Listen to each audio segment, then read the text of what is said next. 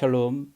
오늘은 5월 12일 화요일 같이 찬양하고 말씀 나누도록 하겠습니다. 오늘은 나무엔의 찬송가 279장 인내하신 구세주여 이전 버전으로 이렇게 듣도록 하겠습니다.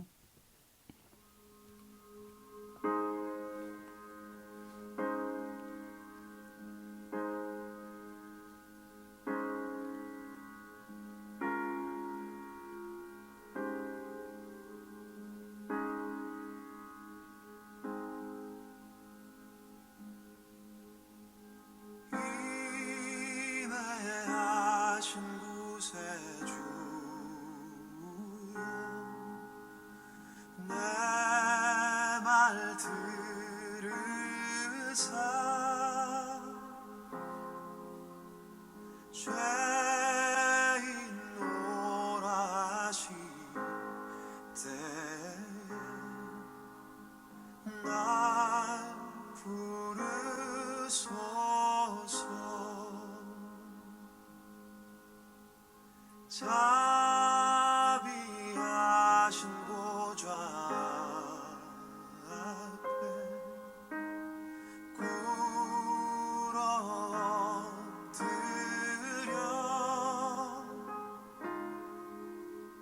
자복하고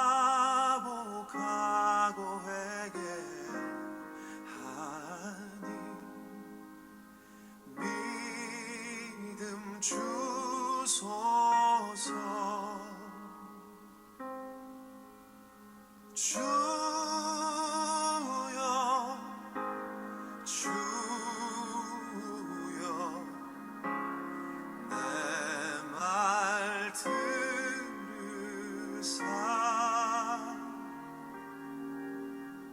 죄인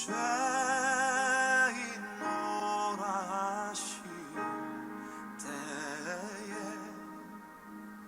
날 부르소서.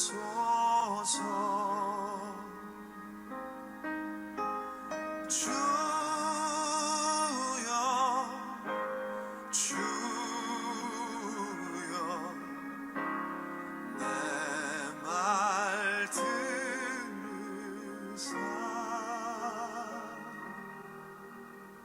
죄인 노라 하실 때에 날 부르소서.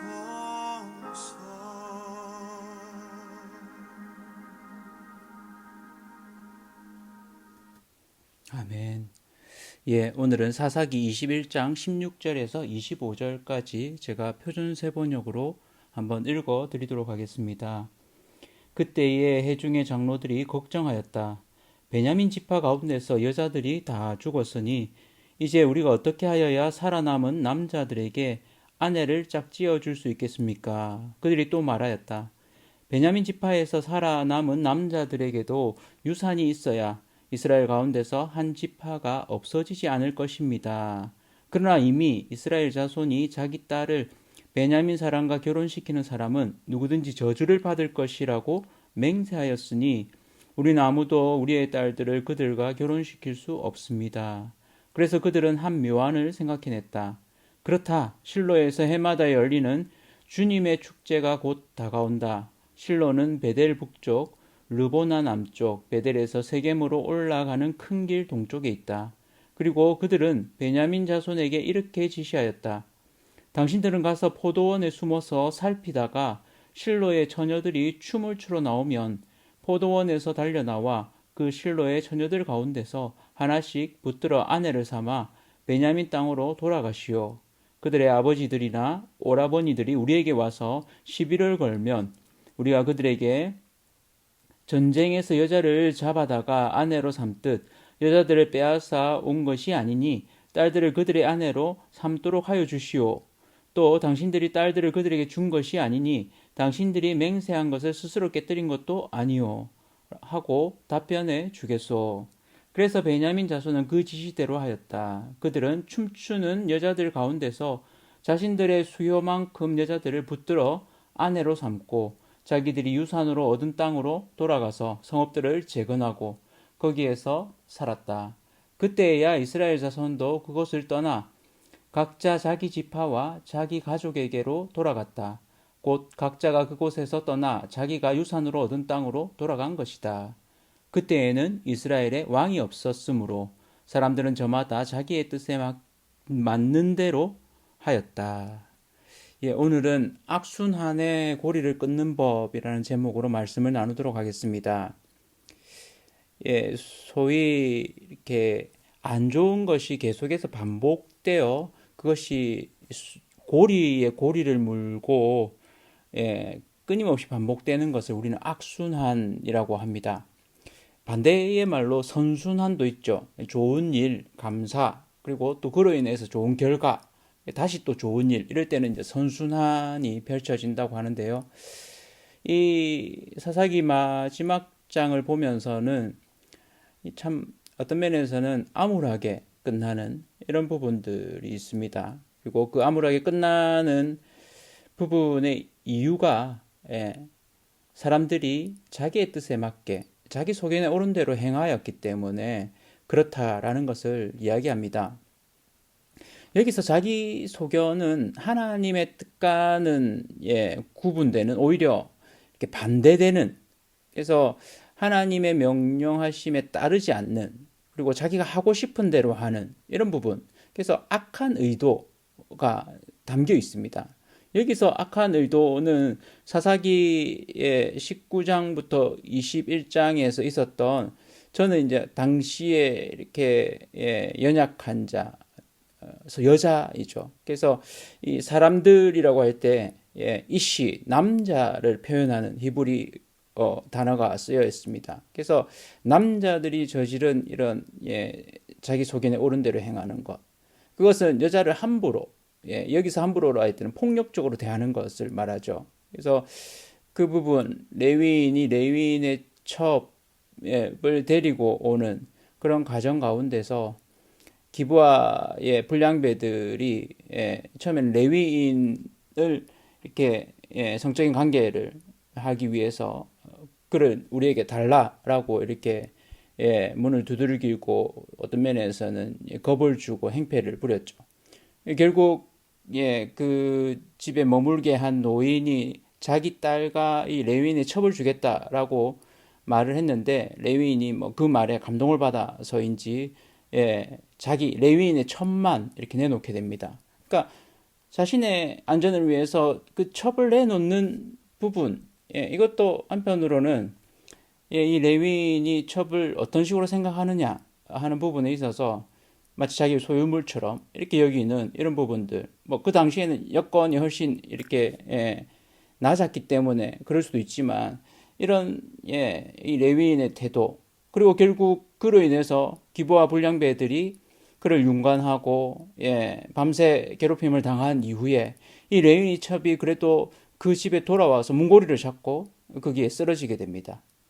이 레위인이 노심초사하는 마음이 있었다면, 정말 사랑하는 마음이 있었다면, 이 여인을 사실은 뭐 안 내어놓았어야 되죠. 어떤 면에서는 자기가 이렇게 어려움을 당하더라도 어떤 면에서는 뭐 고통을 당하고 이렇게 싸워야 되는 이런 상황일 수 있는데, 그녀를 내어주고 자기는 뭐 안전하게 뭐 잔 것 같아요, 보니까. 그리고는 자고 일어나서는 짐을 챙겨서 나오다가 이 레위인의 첩, 자기 첩이 있는 걸 보고는 그때서야 알게 됩니다. 그리고 그 시체를 나귀에 싣고 집으로 돌아와서 그 뒤의 행동들도 정말 좀 이해하기 힘든 행동들이죠. 시체를 12토막을 냅니다. 그러니까 2번 죽이는 거죠.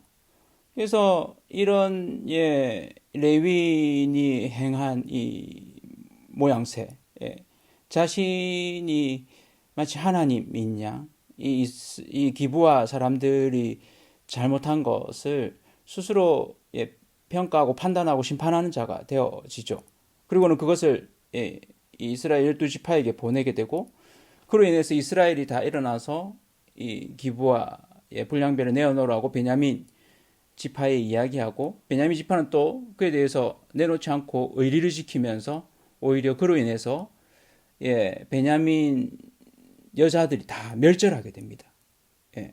그러니까 이 레위인의 첩 한 명의 죽음으로 인해서 베냐민 지파의 모든 여자가 죽게 됩니다. 그리고 남자만 600명이 남게 되죠. 시간이 지나서 이들이 정신을 차립니다. 뒤늦은 깨달음이자 뉘우침이죠. 그리고는 이제는 우리가 어떻게 해야 되냐? 한 지파가 없어지게 생겼다. 그래서 인간적인 해결책을 찾죠. 이 상황에서 이들이 왕 대신 하나님께 물었다면 어땠을까요? 하나님, 우리가 상황이 이렇게 됐습니다. 우리가 잘못했습니다. 라고 했다면 어땠을까요? 그들이 자신의 잘못을 인정하고 죄를 아뢰었다면 보다 건강한 방법을 찾고 또 그런 방법이 나왔지 않았을까요? 하나님이 또 알려주지 않았을까요? 스스로 그 당시에는 이 말하는 것이 굉장히 중요한 약속, 우리로 따지면 뭐 보증수표가 되는 이런 아주 중요한 도장이 되는 이런 부분이기 때문에 말을 번복할 수는 없지만 그럼에도 불구하고 하나님의 은혜가 더 크고 하나님을 왕으로 인정하는 부분들이 더 큰다면 자신의 잘못이죠. 자신의 잘못, 자신들의 잘못을 인정하면 되잖아요. 악순환의 고리를 끊는 법은 다른 것이 아니라 그것을 인정하고 그 죄를 고백하는 것입니다. 고백이 되어질 때 돌이킬 수 있죠. 내가 잘못했구나. 그리고는 180도 돌이키는 거죠. 그리고는 새로운 삶을 살 수 있는 겁니다. 그래서 이 악순환의 고리를 끊는 거, 이들이 하나님을 왕으로 온전히 인정하고 자신들이 죄인임을 고백하고 그래서 그로 인해서 자신들의 그 잘못에 대해서 회개했다면 상황은 달라졌을 것입니다. 우리의 삶 가운데서도 이런 악순환이 있을 수 있습니다. 잘못된 것을 수습하기 위해서 또 거짓을 행하는 이들이 행한 것은 사실 거짓이죠.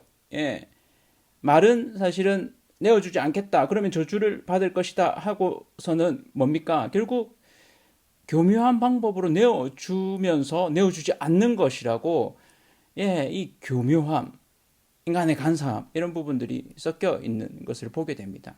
사실은 뭡니까? 우리들이 잘못했다. 하나님 앞에 회개하고 그리고는 그 중에 그러면 우리 지파의 여자들을 주겠다 이렇게 하는 사람이 나오면 하나님 앞에 그 부분에 아뢰고 또 하나님이 인정하시면 그렇게 했다면 어땠을까 하는 생각들을 해보게 됩니다. 우리 삶에서도 이 악순환의 고리가 계속 있을 수 있습니다. 그럴 때 우리의 잘못을 인정하고 고백할 때 이것이 얼마나 놀라운 힘을 가시는지 그럴 때 우리는 돌이킬 수 있습니다. 회개할 수 있죠. 악순환의 고리를 끊습니다. 악순환의 고리를 끊는 아주 중요한 것, 고백 이후에 하나님의 용서를 받는 거죠. 은혜를 경험합니다. 우리가 은혜를 경험하면 또 다른 사람을 용서할 수 있고 은혜를 베푸는 자가 되어집니다.